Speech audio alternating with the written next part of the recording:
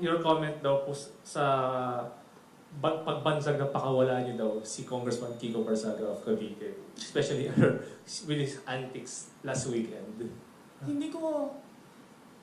Okay, number one, kilala ko si Congressman Kiko Barsaga because of the campaign in Cavite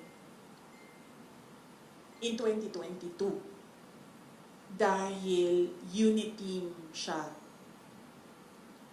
Ang pagkakaalam ko, ang mga magulang niya, hindi sila for the unity. Ang maalala ko, yung mga magulang niya, Sara only. Pero si Congressman Kiko Barsaga was for the unity. Hindi ko alam kung nagkausap man kami from that time na nagkita kami sa kampanya hanggang ngayon, kung meron man, pero ang huling maalala ko na nagkausap kami is doon sa rally ng Uniteam sa kanila, sa Dasmariñas, Cavite. Hindi ko pakawala si Kiko Barsaga.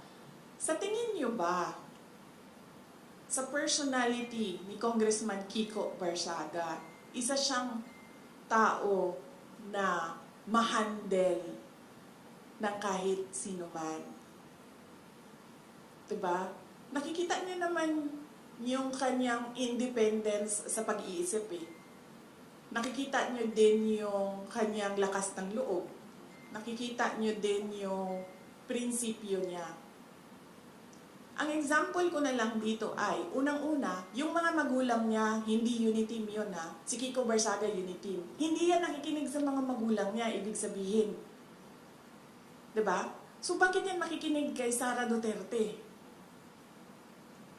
So no, I do not control Congressman Kiko Barsaga. He is his own person, he has his own principles, and he has his own free will. And there is nothing wrong at all with what he is doing because, as I said, tayong lahat, we are covered by the freedom of speech and expression.